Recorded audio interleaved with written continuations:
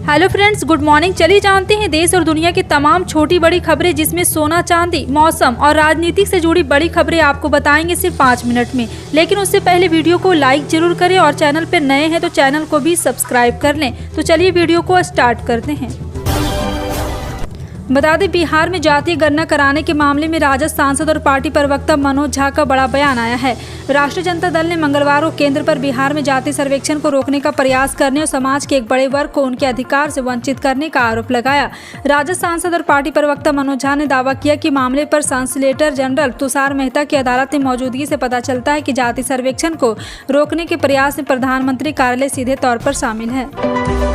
Karnataka police 2018 के बेंगलुरु सिलसिलेवार विस्फोट में एक और गिरफ्तारी की। कर्नाटक पुलिस ने आतंकवादी समूह के फरार सरगना मोहम्मद जुनैद को एक सहयोगी को गिरफ्तार किया। हिरासत में लिए गए आरोपों का मकसद आईआईटी शहर में विधानकारी कृत्यों को अंजाम देना था। हिरासत में लिए गए व्यक्ति की पहचान मोहम्मद अरशद खान के रूप में की गई है।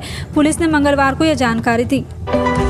लोकसभा चुनाव जैसे जैसे पास आ रहे, नेताओं की बयानबाजी उतनी ही बढ़ती चली जा रही। केंद्र की भाजपा सरकार के विरोध में एक साथ आए विपक्षी दलों के गठबंधन इंडिया की तीसरी बैठक मुंबई में होने जा रही। इस बैठक से पहले राष्ट्रीय जनता दल के सुप्रीमो लालू प्रसाद यादव ने पीएम मोदी पर बड़ा हमला बोला। मुंबई में होने वाली बैठक से पहले लालू यादव ने मीडिया को दिए बयान में पीएम पर बड़ा हमला किया। उन्होंने कहा, मुंबई में हम नरेंद्र मोदी के नरेटिव यानी कि गर्दन पर चढ़ने जा रहे हैं। हम उनकी नरेटिव पकड़े हुए हैं, उन्हें हटाना है।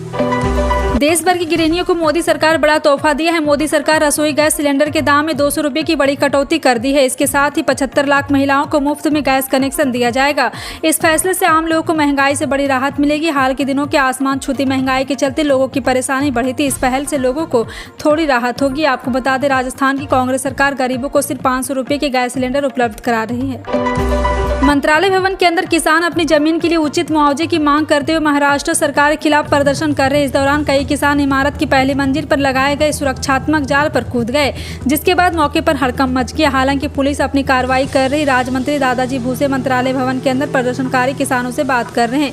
कुछ किसानों को हिरासत में लेकर मरीन ड्राइव पुलिस स्टेशन भेज दिया गया है। प्रयागराज के खीरी इलाके में छात्र की हत्या के बाद आज दूसरे दिन भी खीरी में जमकर हंगामा हुआ। एक समुदाय विशेष पर हत्या का आरोप लगाकर नाराज लोगों ने खीरी बाजार में चक्का जाम कर दिया। 2 समुदाय से जुड़ा मामला होने के कारण पूरे इलाके में पैक और आरएएफ तैनात कर दिया गया। नाराज लोगों का साफ कहना है कि हत्या करने वालों का घर बुलडोजर से गिराया जाए। मणिपुर में बिष्णुपुर जिले के नारायण सेना में मंगलवार सुबह 2 समूह के बीच भारी गोलीबारी हुई। इस दौरान एक व्यक्ति की मौत हो गई और एक अन्य घायल हो गया। अधिकारियों ने बताया कि राहत शिविर में रहा एक ग्राम रक्षा स्वयंसेवक अचानक बम फटने से मर गया। एक अन्य व्यक्ति के कंधे पर गोली लगी। उसे इम्फाल के एक अस्पताल में भर्ती कराया गया। उसकी हालत स्थिति बताई जा रही है। कर्नाटक की सिद्धारमैया सरकार बुधवार को मैसूर में एक सार्वजनिक समारोह में गिरा लक्ष्मी योजना शुरू करेगी। इसके तहत परिवार की 1.1 करोड़ महिला प्रमुख से प्रत्येक 2,000 रुपये की मासिक सहायता प्रदान की जाएगी। चुनाव से पहले कांग्रेस ने कई गारंटी देने का वादा किया था, जिनमें से ये एक भी है। मुख्यमंत्री सिद्धारमैया उप मुख्यमंत्री डीके शिवकुमार ने मंगलवार को मैसूर जिला मुख्यालय शहर में प्रसिद्ध चामुंडेश्वरी मंदिर में पूजा की। शिवसेना नेता आदित्य ठाकरे ने मंगलवार को बृहन्मुंबई नगर निगम और मुख्यमंत्री एकनाथ शिंदे पर निशाना साधा। उन्होंने आरोप लगाया कि मुंबई में सरकारी अस्पताल की हालत खस्ता और बुनियादी दवाएं भी खत्म हो गई है। उन्होंने ये भी कहा कि बीएमसी प्रशासन और केंद्रीय खरीद विभाग से समर्थन की कमी के कारण बीएमसी द्वारा संचालित अस्पताल नागरिकों की सेवा करने में पूरी तरह से असहाय है।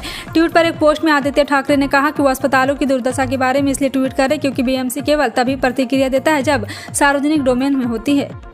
जम्मू कश्मीर से अनुच्छेद 370 हटाने के केंद्र के फैसले को चुनौती देने वाली याचिकाओं पर सुप्रीम कोर्ट में सुनवाई चल रही है। इन याचिकाओं पर सुनवाई करते हुए मंगलवार को सुप्रीम कोर्ट ने केंद्र से पूछा है कि सरकार कब तक जम्मू कश्मीर का पुनः राज्य का दर्जा बहाल करेगी। कोर्ट ने सरकार से समय सीमा और रोड मैप तैयार करने को कहा है। दरअसल केंद्र सरकार ने सुप्रीम कोर्ट में बताया कि जम्मू कश्मीर को केंद्र शासित प्रदेश बनाने का फैसला अस्थायी नहीं था। उत्तराखंड उत्तरकाशी में भूकंप के झटके महसूस किए गए। जनपद मुख्यालय तथा मनेरी क्षेत्र में भूकंप महसूस किया गया। भूकंप की तीव्रता 2.8 मापी भी गई। अभी तक कोई जानहानि सूचना नहीं प्राप्त हुई है। बता दें कि इस वक्त पहाड़ी क्षेत्र पहले से ही बारिश और भूस्खलन से जूझ रहा। उत्तरकाशी जिले में कई स्थानों पर दरार की वजह से दहशत है। ऐसे में भूकंप का भी आना लोगों के लिए और भी डर का वजह बन रहा है। पश्चिम बंगाल की मुख्यमंत्री ममता बनर्जी के बाद अब बिहार के सीएम नीतीश कुमार ने दावा किया है कि केंद्र सरकार समय से पहले लोकसभा चुनाव करा सकती है। नीतीश ने कहा है कि बीजेपी सरकार 7 से 8 महीने पहले लोकसभा चुनाव करा सकती है। उन्होंने इंडिया गठबंधन की सभी पार्टियों से एकजुट रहने की भी अपील की। नीतीश से पहले ममता बनर्जी ने जल्दी लोकसभा चुनाव और संभावना जताई। उन्होंने कहा बीजेपी पर भरोसा नहीं कर सकते, वो दिसंबर या जनवरी में आम चुनाव कर सकती है। बीजेपी के खिलाफ बने इंडिया गठबंधन की तीसरी बैठक 31 अगस्त और 1 सितंबर को मुंबई में होनी है। इससे पहले गठबंधन के संयोजक के नाम पर चर्चा तेज हो गई। बिहार के सीएम नीतीश कुमार के गठबंधन संयोजक बनने से इनकार करने के बाद उनकी पार्टी जदयू ने सुझाव दिया है कि इंडिया गठबंधन का संयोजक कांग्रेस ने होना चाहिए। दरअसल शिवसेना और अन्य पार्टी चाहती है कि नीतीश कुमार गठबंधन के संयोजक बने, लेकिन नीतीश कुमार ने संयोजक बनने से इनकार कर दिया। ऑनलाइन ठगी या हनी ट्रैप के मामले तो आए दिन समय पे आते रहते। ये काम करने वाले शातिर अपराधी किसी को भी अपना शिकार बना लेते, लेकिन इस बार ठगी का जो मामला सामने है वो हैरान करने वाला। इस बार ठगी का शिकार बनने वाला कोई आम आदमी या कारोबारी नहीं, बल्कि दिल्ली के तिहाड़ जेल के जेलर दीपक शर्मा है, जिन्हें एक महिला ने 50 लाख का चूना लगा दिया। दीपक शर्मा की पहचान केवल तिहाड़ जेल के अधिकारी के तौर पर ही नहीं, बल्कि उन्हें बॉडी बिल्डिंग और फिटनेस के लिए भी जाना जाता है। शांति का टापू कहे जाने वाले मध्य प्रदेश में एक के बाद एक आतंकी संगठन के एक्टिव होने के खुलासे किए जा रहे हैं। जानकर आपको हैरानी होगी कि बीते साल भर में जेएमपी, पीएफआई, एचयूटी और आईएसएस के नेटवर्क का सुरक्षा एजेंसियों ने खुलासा किया है। अब आज एनआईए ने 2 आतंकियों को रतलाम से गिरफ्तार किया। ये आईएसएस की विचारधारा को बढ़ा रहे थे। वहीं शिवराज सरकार में लगातार बढ़ रहे आतंकी गतिविधियों को लेकर अब कांग्रेस ने बीजेपी पर निशाना साधा है। विपक्षी गठबंधन इंडिया की अगली बैठक 31 अगस्त को मुंबई में होनी। उससे पहले इस गठबंधन को और मजबूत करने की कोशिश शुरू हो चुकी। सूत्रों के अनुसार विपक्षी गठबंधन इंडिया में शामिल लोगों ने बसपा, अकाली दल और इनेलो जैसे क्षेत्रीय पार्टी से संपर्क लिया। खबरें हैं कि विपक्षी एकता की नींव रखने वाले बिहार के मुख्यमंत्री नीतीश कुमार इन दलों से संपर्क किया है। उनकी पॉजिटिव रिस्पॉन्स भी मिला है। मायावती की बहुजन समाज पार्टी ने इमरान मसूद को 10 महीने से पार्टी से विरोधी गतिविधि और अनुशासनहीनता के कारण निष्कासित कर दिया। इमरान मसूद समाजवादी पार्टी के साइकिल छोड़कर बसपा में शामिल हुए थे। ये जानकारी सूत्रों के हवाले से सामने आई। बताया जा रहा है कि इमरान मसूद कांग्रेस का हाथ थाम सकते हैं। पिछले हफ्ते उन्होंने कांग्रेस आलाकमान से मुलाकात की थी। 3 दिन पहले मायावती ने एक अहम बैठक बुलाई थी, जिसे इमरान मसूद नदारद रहे थे। दिल्ली की केजरीवाल सरकार की योजनाओं को अब एक-एक करके एमसीडी में लागू किया जा रहा है। निगम में आप सरकार ने अब डोर स्टेप डिलीवरी योजना को लागू करने का फैसला किया। दिल्ली नगर निगम की ताज़ सेवाएं अब लोगों को घर बैठे मिलेगी। दिल्ली मेयर शैली ओबराय ने कहा, डोर स्टेप डिलीवरी की सुविधा सुबह 8 बजे से रात 10 बजे तक मिलेगी। ट्रेड लाइसेंस, मृत्यु प्रमाण पत्र, जन्म प्रमाण पत्र जैसी सुविधाओं के लिए सिर्फ 25 रुपये प्रति पेज या लाइसेंस देना होगा। डोर स्टेप डिलीवरी के तहत अगर कोई व्यक्ति घर से बाहर जाने में असमर्थ या उन्हें ऑनलाइन प्रक्रिया की समझ नहीं, तो उन्हें घर पर एमसीडी की सुविधाएं दी जाएगी। इसको लेकर नगर निगम में 31 अगस्त को एजेंडा लाया जाएगा।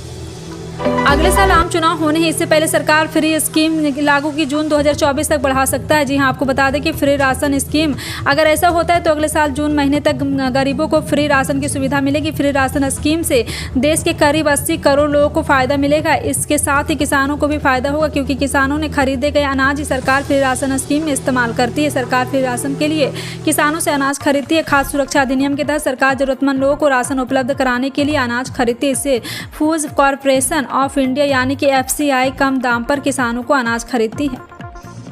महंगाई से भी राहत मिलने की उम्मीद नहीं दिखाई दे रही। आने वाले दिनों में तिलहन और दलहन की कीमतों में और बढ़त हो सकती है। इससे आम जनता के ऊपर महंगाई का बोझ और बढ़ जाएगा। कहा जा रहा है कि अगस्त में औसत ही काफ़ी कम बारिश और सितंबर तक ऐसे ही स्थिति बनी रहेगी, यानी कि अगले महीने भी मानसून कमजोर ही रहेगा। ऐसे में दलहन और तिलहन की पैदावार पर असर पड़ेगा, जिससे उत्पादन भी प्रभावित हो सकता है। ऐसे में आने वाले दिनों में दलहन और तिलहन की कीमतों में और बढ़ोतरी हो सकती है।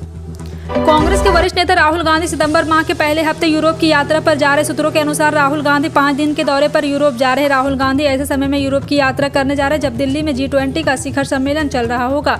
अहम बात है कि इस बार भारत G20 की मेजबानी कर रहा। रिपोर्ट के अनुसार राहुल गांधी अपने 5 दिन के यूरोप दौरे के दौरान पेरिस जा रहे हैं। वहां से ब्रुसेल्स यूरोपीय संघ के सदस्य की बैठक में हिस्सा लेंगे। इसके अलावा वो पेरिस में एक विश्वविद्यालय की छात्राओं को भी संबोधित कर सकते हैं। साथ ही ओस्लो में भारत प्रवासियों को भी संबोधित करेंगे।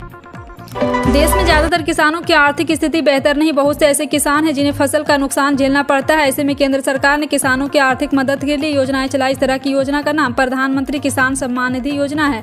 वहीं राज्य सरकार भी किसानों की आमदनी बढ़ाने के लिए योजनाएं चला रही। मध्य प्रदेश में शिवराज सरकार की ओर मुख्यमंत्री किसान कल्याण योजना चलाई जा रही। इस योजना के तहत किसानों को अब सालाना 6,000 रुपये दिए जाते हैं। राज्य सरकार ने हाल ही में 4,000 रुपये से बढ़ाकर 6,000 रुपये किया है। ऐसे में मध्य प्रदेश में किसानों को अब केंद्र सरकार की ओर से सालाना 6,000 रुपये और राज्य सरकार की ओर से सालाना 6,000 रुपये मिलकर हर साल 12,000 रुपये मुहैया कराए जाते हैं। भारतीय सराफा बाजार में 29 अगस्त 2023 को सोना चांदी महंगा हुआ। सोने की कीमत 58,000 रुपये प्रति 10 ग्राम पार रहा। वहीं चांदी का भाव 73,000 रुपये प्रति किलो से अधिक है। राष्ट्रीय स्तर पर 999 शुद्धता वाले 24 कैरेट के 10 ग्राम सोने की कीमत 58,898 रुपये, जबकि 999 शुद्धता वाली चांदी की कीमत 73,855 रुपये। India Boolean and jewellers association के मुताबिक सोमवार की शाम को 24 कैरेट शुद्ध सोना 58,667 रुपये प्रति 10 ग्राम था, जो आज यानी कि यहाँ पे 58,898 रुपये पर गया है। इसी तरह शुद्धता के आधार पर सोना और चांदी महंगा हुआ है। राजस्थान में तीखे तेवर नजर आ रहे हैं। मौसम के बारिश का दौर थमने के बाद कुछ इलाकों में तेज धूप का कहर देखने को मिल रहा है। हालांकि प्रदेश में पिछले महीने में हुई अच्छी बारिश ने लोगों को गर्मी से राहत दी थी, लेकिन अगस्त महीने में ऐसा देखने को नहीं मिला। अगस्त में बादलों की गरज को सुनाई दी, लेकिन वह झमाझम बरसते हुए नजर नहीं आए। जयपुर में मौसम केंद्र के मुताबिक प्रदेश में इस महीने बारिश के आसार नहीं, फिर भी कुछ शहरों में हल्की बूंदाबांदी होने की संभावना विभाग ने जताई, जिसको लेकर येलो अलर्ट भी जारी किया गया था। फिलहाल राज्य में अभी मौसम शुष्क बना हुआ। आने वाले दिनों में लोगों को गर्मी और उमस का सामना भी करना पड़ सकता है। फिलहाल आपका इन सभी खबरों पर क्या कहना है, कमेंट सेक्शन में टाइप करके जरूर बताएं।